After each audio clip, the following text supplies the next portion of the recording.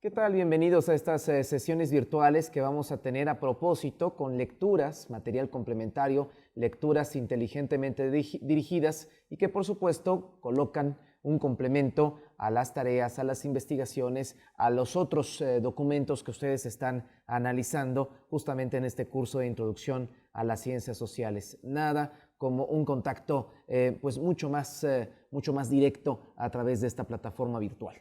Bueno, tenemos un texto que quisiera comentar algunas de sus ideas centrales. Pueden ver a Giovanni Sartori en la portada, uno de los politólogos más importantes, que por allá de 1979 genera un texto que se titula La política, lógica y método en las ciencias sociales. Hay una serie de ideas que me gustaría platicar con ustedes justamente a partir de este libro. Por ejemplo, la filosofía nos dice, ustedes lo que están haciendo con sus lecturas es diferenciar hasta el momento entre filosofía, entre teoría, entre práctica, entre pensamiento, teoría, ciencia, conocimiento. Digamos que estamos mapeando los conceptos centrales. Y aquí Sartori nos dice que la filosofía es un lenguaje especial. El acto del pensar debe mantenerse diferenciado del lenguaje, pues sobrepasa, desborda la palabra, dice Sartori. Pensar es hablar consigo mismo. El lenguaje es importante. Los conceptos en las ciencias sociales parten del lenguaje. Y el lenguaje es importante porque cada lenguaje supone un significado y un significante, es decir, un referente semántico, pero también un referente ideográfico. Recordarán que cuando hablamos de árbol, pues inmediatamente tenemos una configuración semántica, una serie de signos lingüísticos ordenados, pero también se viene a nosotros la imagen del árbol, que es, por cierto, una imagen, una iconografía de tipo ideal. Desde luego, ojalá y habláramos en ciencias sociales de árboles únicamente. Hablamos de conceptos pesados, partidos políticos, sociedad, Estado, democracia, ley, norma, jurisprudencia. Y estas palabras, estos lenguajes, pues tienen cargas semánticas mucho más complejas. Por eso, son conceptos susceptibles a ser pensados. Por eso dice, pensar es hablar consigo mismo. El lenguaje pues sobrepasa, desborda la palabra. El pensamiento siempre desborda la palabra, porque cuando hablamos de otros conceptos como Estado, como sociedad, como norma jurídica, por supuesto son conceptos de mayor significación y va más allá de una imagen concreta, específica, que podamos hacer referencia con respecto a cada uno de estos conceptos. Más adelante, Sartori señala, el acto puro del pensar asume valor y significado únicamente en la actuación del pensar. Pensar supone desocultar lo que está oculto. Cuando hablamos, por ejemplo, de norma, estamos hablando de un conjunto de reglas que rigen el comportamiento del hombre en la vida social, en la vida pública, en la vida consuetudinaria, en fin, en la vida pública en términos generales. ¿Y esto qué supone? Justamente eso. Este desmenuzamiento, esta desocultación del concepto de norma, pues solamente puede hacerse pensando, reflexionando en la propia norma. Ahora, más adelante, Sartori, habría que hacerle una pregunta a Sartori, de acuerdo a lo que viene aquí en su presentación. ¿Por qué si una realidad no tiene nombre, no puede ser pensada? ¿Por qué no puede ser identificada? ¿Cómo poder pensar algo sin palabra? ¿Cómo poder pensar algo sin referencia? Y eso a veces pasa mucho en las ciencias sociales, sobre todo con las nuevas transformaciones, con las nuevas tendencias del orden global, del terrorismo. De repente, pues a veces no es exactamente globalización lo que tenemos enfrente, y entonces, ¿cómo poder pensar eso sin una palabra? Digamos que el primer paso para el pensamiento es la palabra, la asignación de un concepto, la asignación de una carga semántica. Y bueno, dice, el pensamiento tiene hambre de palabras. Las palabras estampan su sello en el pensar. Cuando el pensamiento ha encontrado la palabra, queda asignado el peso semántico del que hablábamos hace un rato por esa palabra. Ahora, ¿cómo tomar una palabra y encajarla en un complejo de interacciones, en un concepto? ¿Qué palabra ocupar para hablar de una situación, de una escena, de un concepto? Bueno, tiene mucho que ver con el significado. ¿Y qué es el significado? Nos dice Sartori, una evocación, más bien una imagen. Las matemáticas quedan mudas ante los efectos significantes, sirven para medir, no para comprender. Aquí esto es importante diferenciar los conceptos, por ejemplo, de las ciencias sociales y los conceptos de las ciencias formales.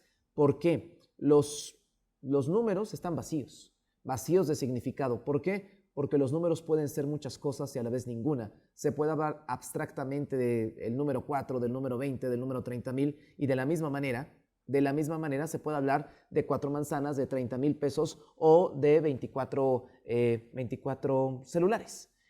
Se puede hablar precisamente de los números porque carecen, digamos que son comodines, carecen de significado, no porque no lo tengan, sino porque pueden tener significados muy variados y al mismo tiempo ninguno.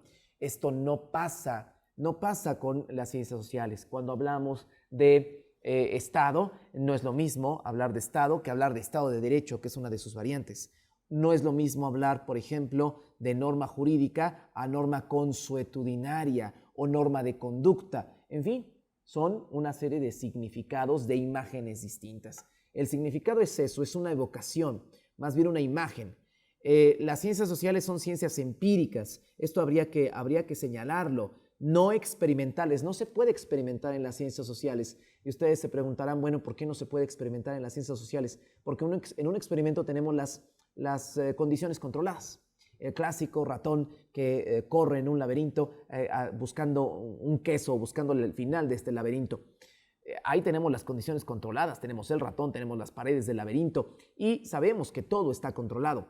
En las ciencias sociales no, se basa en las interacciones y las interacciones son volátiles, las interacciones públicas entre los hombres. ¿Por qué? Porque nosotros no podemos controlar, podemos controlar nuestras acciones, pero no podemos controlar cómo otros, como terceros, reaccionan ante nuestras propias acciones. Si esto lo llevamos a una escala macro, a una escala muy grande, pues imagínense. Por supuesto, cuando hablamos de una ciudad, cuando hablamos de un municipio, cuando hablamos de un sistema jurídico, pues supone una carga, pues una sobrecarga de interacciones que es imposible experimentar en las ciencias sociales. Algunos autores van a hablar de cuasi experimentos, es decir, que no tenemos las opciones controladas, no tenemos todas las circunstancias delimitadas, pero aún así, esto, insisto, sería hasta cierto punto un despropósito. Las ciencias sociales son ciencias empíricas, no experimentales. ¿Por qué? Dice Sartori, describen y abonan a la comprensión a partir de observaciones. Aquí las ciencias sociales y las ciencias formales concuerdan, porque las ciencias formales se basan en la observación y también las ciencias sociales se basan en la observación. Pero mucho cuidado, no comprender la observación como una mera contemplación. La observación no es un ejercicio contemplativo. La observación supone establecer causales, establecer correlaciones, que está en función de A en función de B, digamos que limitada por una opción C. Es decir, cuáles son las correlaciones de movimiento.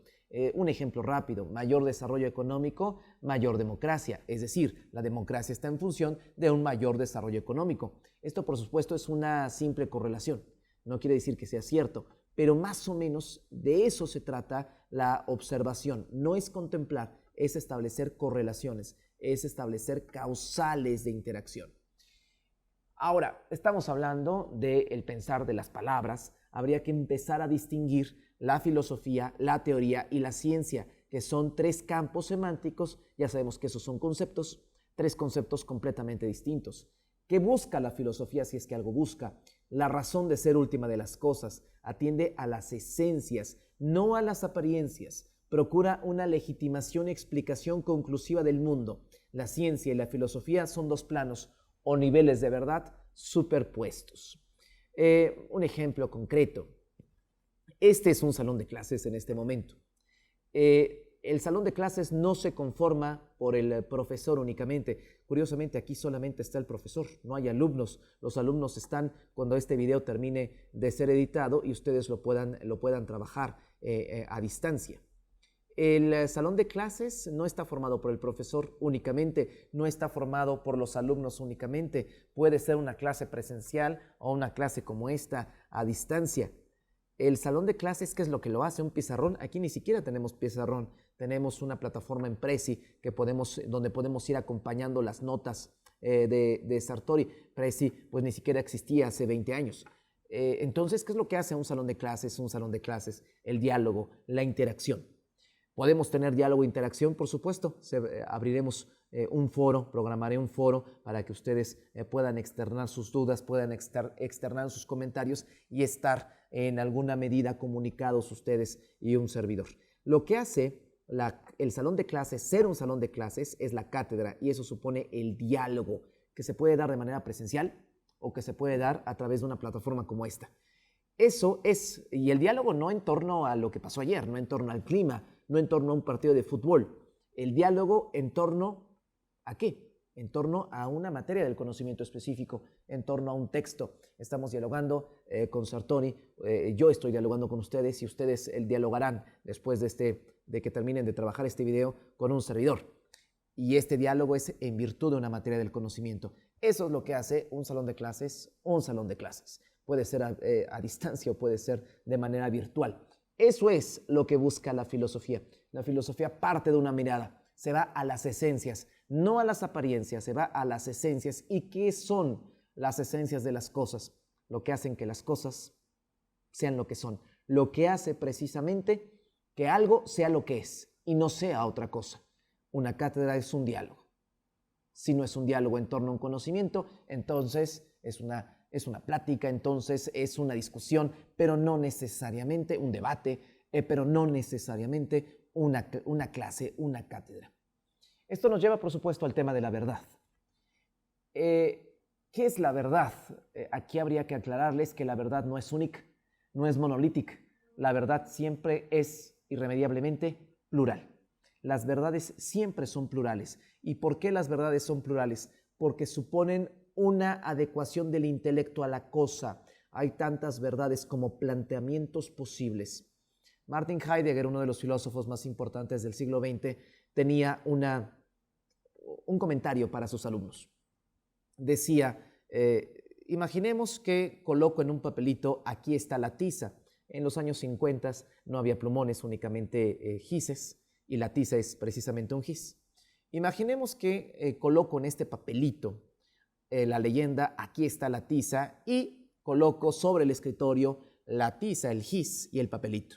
Nosotros nos vamos a receso y después de regresar, continúa Heidegger con su anécdota, después de regresar pasa el viento, la ventana está abierta y el papelito se vuela al pasillo. El papelito sigue diciendo exactamente lo mismo, aquí está el gis, pero ya no se encuentra sobre el escritorio donde en efecto se encuentra el gis, se encuentra a nivel de pasillo. Y entonces continúa Heidegger, cierra la historia diciendo, qué curioso que confiemos la verdad a un pedazo de papel, a un papelito. La verdad no es única, porque ningún ser humano es neutral. Pensar, reflexionar, supone un posicionamiento, supone estar a favor y en contra de cosas y tener argumentos a favor de esas mismas y en contra de esas mismas. En consecuencia, la verdad es una cuestión estrictamente plural. Hay tantas verdades como posicionamientos posibles, más o menos fundamentados, mejor o peor fundamentados. Ojo, verdades, no confundir verdad con juicios. No confundir verdad con opiniones, conceptos que más adelante en otras ocasiones podremos dilucidar. ¿Cuál es el fin último de la ciencia? ¿Encontrar verdades? No se puede encontrar lo que es múltiple. Las verdades ahí están. Entonces, ¿cuál es el fin último de la ciencia? Encontrar leyes de tipo causal, inclusive en las ciencias sociales. Encontrar leyes de tipo causal. El conocimiento científico, dice Sartori, ya regresando con Sartori, el conocimiento científico explica encontrando causas, estableciendo relaciones de causa-efecto. ¿Cuál es la diferencia entre ciencias sociales y naturales? Por ejemplo, la indeterminación causal de las ciencias sociales. Las ciencias sociales son productos en indeterminación. ¿Por qué? Porque los conceptos cambian con el tiempo. Lo que hoy es una cosa, mañana quizá no necesariamente siga siendo lo mismo. El concepto de matrimonio, por ejemplo, hoy tan debatido en redes sociales y por los grupos igualitarios. El concepto, por ejemplo, de Estado. No es lo mismo lo que en 1500 en los textos de Maquiavelo se configuraba como el Estado, a lo que Marshall Keynes a mitad del siglo XX supuso como Estado, a hoy que hablamos de Estado fallido, por ejemplo, en las protestas sociales, o hablamos, además de Estado fallido, pues podemos hablar del Estado Islámico, por ejemplo, designado a un grupo terrorista. Los conceptos cambian con el tiempo. Por eso las ciencias sociales son indeterminación, son productos sustentados en la indeterminación. La indeterminación causal de las ciencias sociales. En las ciencias sociales tenemos una indeterminación causal que va al revés en el tiempo. Y esto es importante lo que dice Sartori, al revés en el tiempo, porque lo que dejó de ser puede en cualquier otro momento volver a ser. Es decir, podemos regresar de manera involutiva a la concepción que se tenía del Estado por ejemplo, del Estado en el siglo XVI, en el Renacimiento con Maquiavelo, y pues digamos que nada se va por completo. No pasan de moda. Hay continuidades y rupturas. Hay cosas que permanecen y hay cosas que definitivamente se van. Así las cosas con este texto. Por ejemplo, más adelante habla Sartori de la cuantificación en las ciencias sociales. ¿Miden las ciencias sociales? Esta sería una buena pregunta. Y si miden, ¿qué es lo que miden? Y lo más importante, ¿cómo lo miden? Bueno, la cuantificación en las ciencias sociales mide al observado con una medida que no está en ellas, que es una atribución del observador. Sin conceptos y sin su sistematización no es posible arribar a la teoría. Sin conceptos la investigación se empantana y no llega a nada. Aquí hay dos ideas concretas. Se miden las ciencias sociales desde luego, pero con una medida distinta al objeto observado. Y eso también pasa.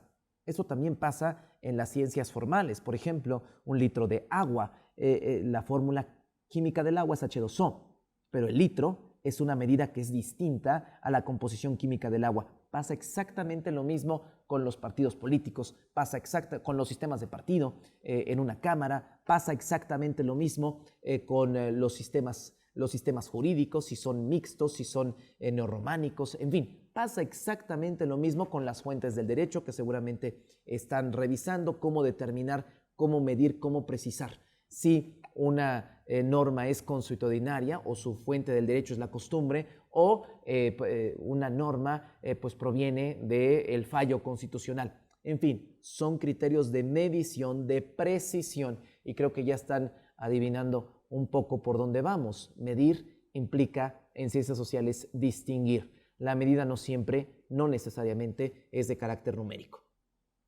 Sin conceptos, dice Sartori, y sin su sistematización no es posible arribar a la teoría. Sin conceptos, la investigación se empantana y no llega a nada. No existe construcción teórica si antes no existe una construcción conceptual. Primero necesitamos saber qué son las cosas para después intentar precisar cómo las cosas interactúan entre sí. ¿Qué es un concepto?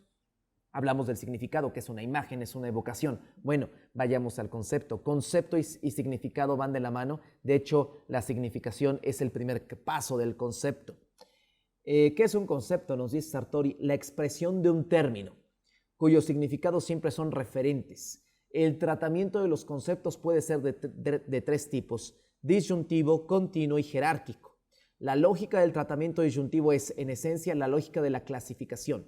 Toda clasificación es un tratamiento lógico que parte de un criterio que a su vez permite una distribución de clases mutuamente excluyentes. La lógica de la clasificación es también la lógica de las taxonomías y la lógica de las dicotomías. A ver, el concepto es un término, es un cuadro abierto. Aquí no confundir definiciones con conceptualizaciones. La definición es un cuadro cerrado, la definición clásica de la primaria. La aritmética es la ciencia de los números y operaciones que podemos hacer con ellas. ¿Hay aritmética en el álgebra? Por supuesto. Al momento de despejar, estamos haciendo aritmética.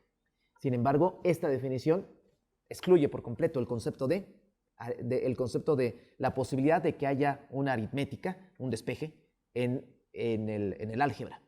Las definiciones, si ustedes se dan cuenta, son cuadros cerrados, son limitaciones de las cosas. ¿Qué son los conceptos? Regímenes, términos, cuadros abiertos, es decir, posicionamientos de una cosa en un mundo específico, en un mundo concreto. No es lo mismo, por ejemplo, la ley en materia laboral, por ejemplo, que el derecho, pues, en materia mercantil, que el derecho en materia constitucional.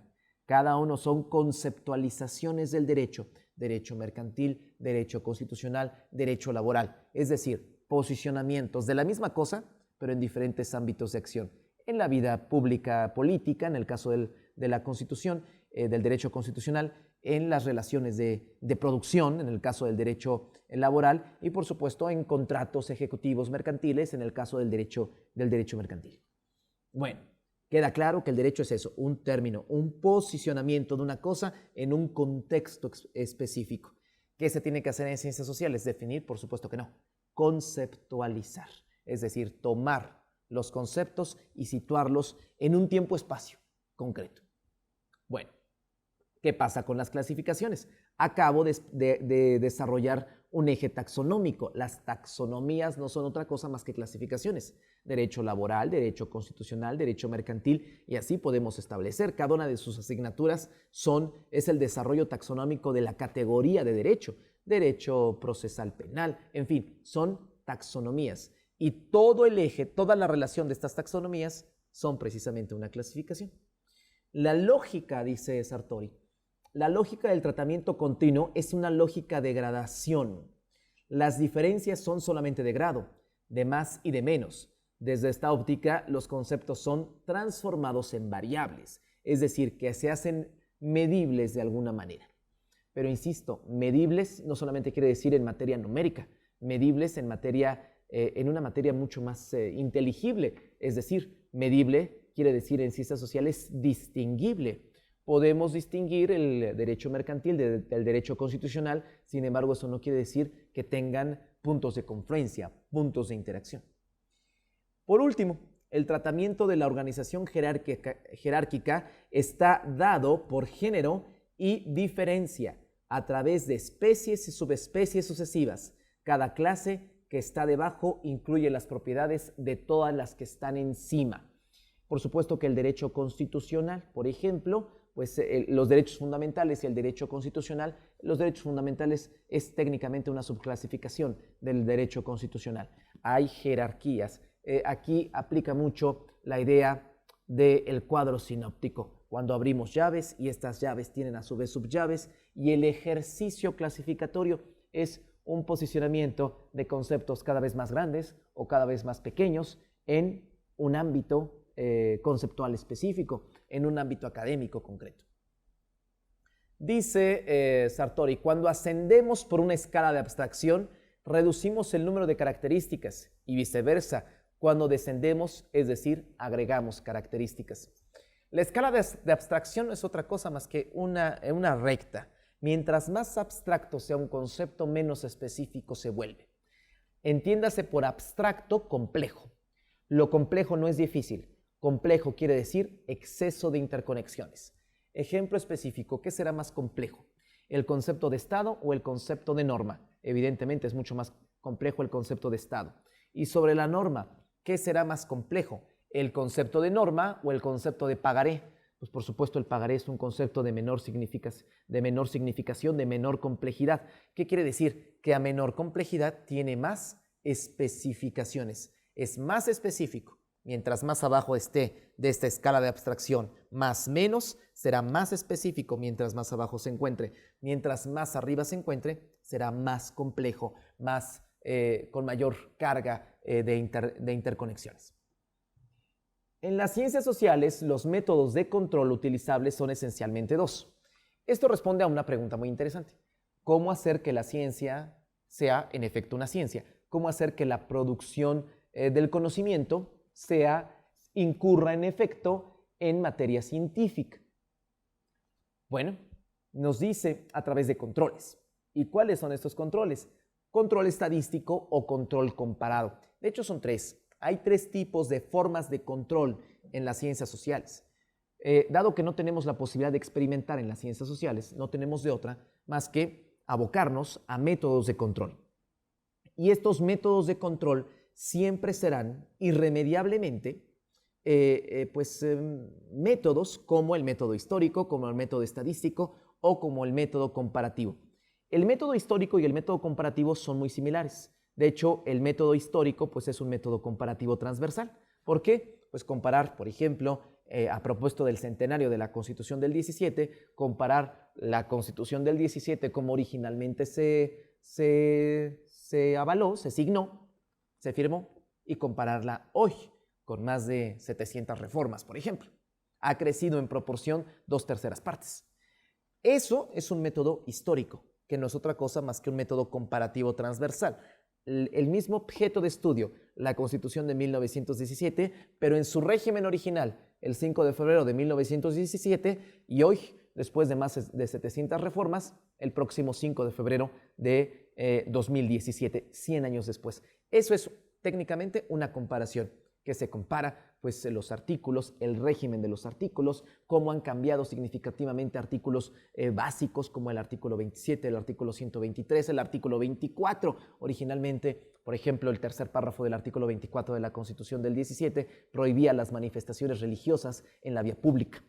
Hoy eso terminó siendo abrogado por allá de 1992 con la reforma a ese artículo, y hoy en día misas en plazas públicas son perfectamente posibles porque ese artículo, ese tercer párrafo del artículo 24, pues cambió significativamente en el curso de los 100 años. Estoy haciendo, por supuesto, un método comparativo, pero esta comparación carece de sustento porque no tengo ningún concepto. Lo único que acabo de decir es como cuando nuestra mamá dice más alto, más bajo, más listo, menos listo. Las madres suelen hacer muchas comparaciones. Esto es una comparación simple. No tengo un concepto. ¿Cuál es el concepto? La laicidad, la separación entre la Iglesia y el Estado, la precaución del espacio público de cualquier incidencia de tipo religiosa. Ahora sí, podemos decir que el régimen original del 17 era mucho más laico que el régimen original 100 años después. Podemos decir que a lo largo de 100 años se ha debilitado nuestro Estado laico en virtud de lo que establece el artículo 24 establecía en su tercer párrafo, y hoy ese párrafo pues ya es inexistente.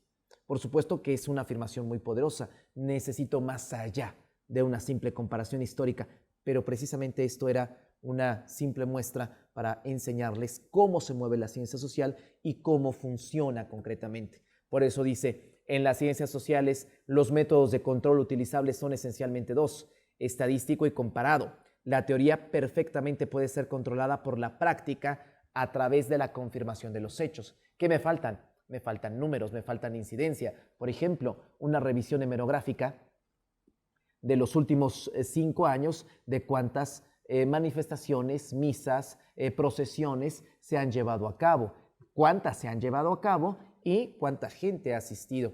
Esto le va a dar un plus, un elemento más, una variable más, no solamente a la comparación estrictamente de un párrafo de un artículo, sino también a través de la hemerografía, fuentes hemerográficas, buscar quizá en una ciudad en el tiempo, 5 años, por ejemplo, 5 años, por ejemplo, los del 17 en adelante, 5 años a partir del 17 y los 5 años anteriores, antes del 2017. Podemos agarrar una ciudad de muestra, la hemerografía de muestra, revisar esos 5 años y entonces ver cuántas manifestaciones, a pesar de la prohibición, se produjeron de carácter religiosa hace 100 años y cuántas se están produciendo hoy y la intensidad de las mismas. Seguimos abonando en esta hipótesis, simplemente fue una hipótesis, del debilitamiento del Estado laico a través de estos 100 años. Laico quiere decir separación entre Iglesia y el Estado.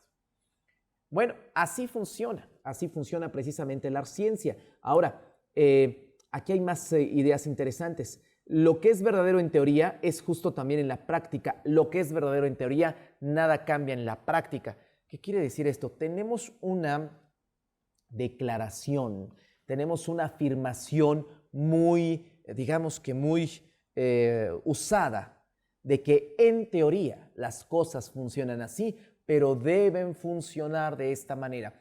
El deber ser no es una categoría de las ciencias sociales, es una categoría de la ética y quizá de la religión. La teoría, nos dice Sartori, ojo, no las hipótesis, la auténtica teoría es reflejo estricto de la realidad, porque la teoría lo que hace es un reflejo de una realidad concreta en un tiempo-espacio delimitado. Por supuesto que las teorías hay teorías de larga duración, hay teorías de corta duración, tienen fechas de caducidad, hay teorías que pueden explicar la complejidad de la vida pública de manera mucho más sustentable que otras. Pero, insisto, cuando hablamos de teoría, estamos hablando de un reflejo estricto de la realidad. Si la realidad cambió, no quiere decir que la realidad está mal, quiere decir que esa teoría ya dejó de tener vigencia y que hay que refundar nuevas teorías, nuevos esquemas, nuevas perspectivas. Es profundamente hay mucha revisionismo en las ciencias sociales, y eso es parte de su mecánica. La praxis es la voluntad, la práctica es la voluntad, acción, el acto. La práctica, por otra parte, es la sedimentación institucionalizada de la operatividad humana.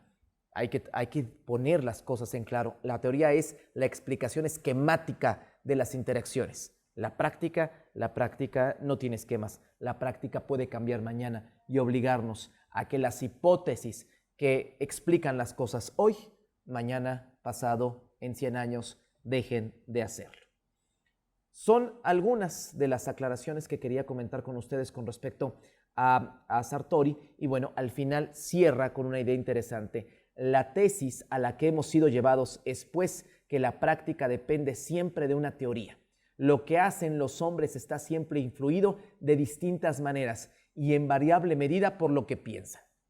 El comportamiento de los hombres en la vida pública responde siempre a un esquema teórico. La labor de las ciencias sociales es encontrar ese esquema teórico, las variables explicativas que hacen posible que expliquemos, desarrollemos las acciones de los hombres, pero desde una perspectiva teórica, analítica, correlativa. Bueno, pues esas son algunas de las ideas más importantes de esta sección del texto de Sartori. Espero que sean de su aclaración, y de cualquier forma, dudas, comentarios, y les voy a hacer una pregunta, por supuesto, en el foro que les postearé en esta misma plataforma. Seguiremos haciendo esta dinámica y pues logrando que el curso cumpla de manera mucho más efectiva con sus objetivos. Hasta la próxima.